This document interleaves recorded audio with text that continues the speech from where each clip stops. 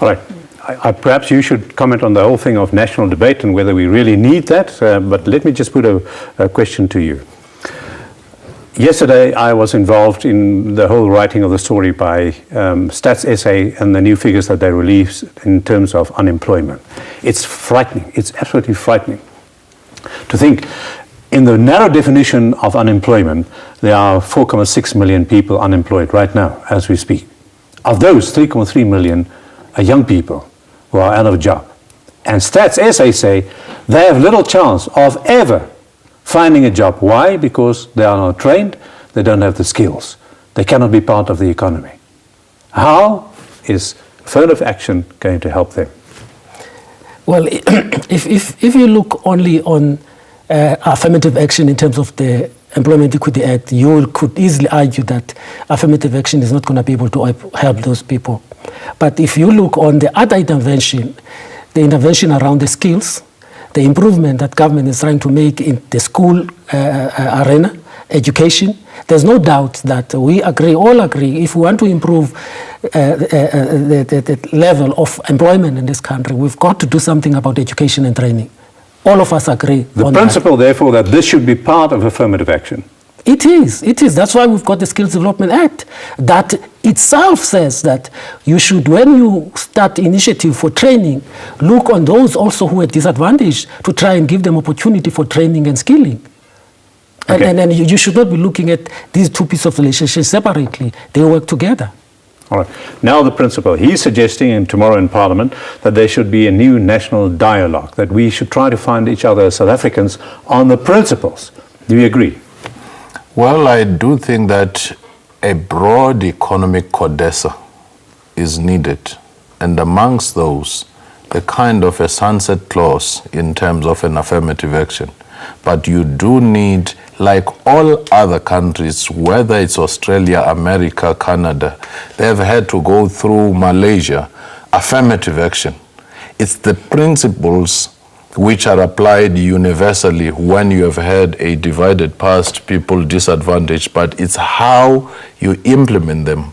But the problem of South Africa, which is compounding this, let me hasten to say, for the question you said about unemployment, 75% of economic activities are in the private sector, not in government. So you'd have to be looking across the board.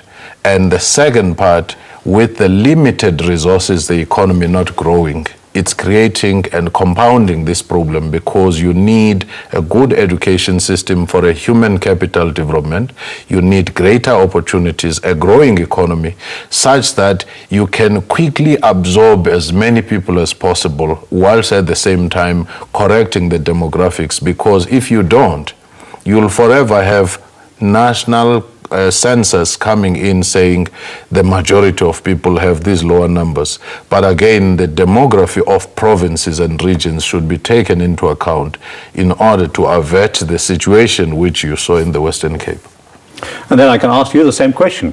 Do you think it's perhaps a good thing to have a dialogue rather than to fight each other in courts every day? Dialogue is always a good thing. We are where we are in this country because we've taken that decision, all of us, to start a dialogue. But that dialogue should be, all of us should accept that our intention is to improve the livelihood of the most marginalized in this country. And if we do that, in that dialogue should not be on the premises that affirmative action is unconstitutional, is not right. It should be how best can we speed it up. And the sunset clause that we're talking about, we're still far from that from our view. If you look on the implementation of the employment equity since 1985 and come in, for us, from where we're sitting, we have not managed to change the status quo around this. Therefore, we've got to have a dialogue that says, what should we do to ensure that we transform society? Nou, as ons daai selfde vraag dan vir jou vra, en sê nou maar, wat gaan jy vir die parlement sê? As hulle vir jou vra, nou maar wat kan gedoen word om transformering in die land aan die gang te kry? Wel, die antwoord is baie eenvoudig en dit is om die vaardigheidsbasis in Suid-Afrika te verhoog. En dit is waar die fokus op moet wees. 'n Maatskappy sal baie beter doen vir regstellende aksie indien hy 'n disfunksionele skool aanneem in plaas van om enkele mense, enkele getalle na te jaag. Aan die Maar einde dis van die dag, langtermyn, hè? ongelukkig, Want ek kan nou sê, as ek sê nou, ek is een van daai swart mense wat nou sit, ek is nou 24 jaar oud, ek het 'n matriek, ek het niks meer nie. Ek sit op straat, ek het geen kos nie, ek het geen inkomste nie en jy vertel nou vir my nou al hierdie mooi goeders van ja, opleiding en sê, maar ek is nou honger. Nou, wat nou? dis die volhoubare antwoord. Die probleem, Freek, is dat ons het al klaar gesien dat die korttermyn antwoorde het nie gewerk nie. Maar wat het gebeur? Ons het radikaal, ons het regstellende aksie teen 'n spoed toegepas in die staatsdiens, in die munisipale omgewing. Ons het die institusionele geheue verwyder en ons sit met 'n situasie van absolute swak dienslewering, 'n verswakkende staat en die mense wat benadeel word daarvan is ironies genoeg die mense wat bevoordeel moes word deur regstellende aksie, die mense wat swak dienslewering kry. So daar's 'n ernstige prys om te betaal in die vorm van gelykheid aan die massa indien jy regstellende aksie te vinnig toepas. Indien jy sê nee, ek vat 'n langer termyn benadering is 'n volhoubare oplossing vir almal en die korttermyn prys is die minste, want die prys word op die oomblik betaal deur die massa daar buite wat in lang rye moet staan in oneffektiewe hospitaaldienste en swak munisipale dienste. Terwille van almal moet ons kyk na 'n langtermyn antwoord. Okay, and then lastly, perhaps you. If you had the power now to change one thing, what would you do? The economic opportunities in a radical manner to make sure that it absorbs as many people as possible. A vision that appeals across different racial groups, social stratas to envision themselves in a future where beyond this point and beyond corrective measures, they could say if we strive, if we quickly implement some of the policies which might be painful, we will be one society at one stage. I think that would be key to me.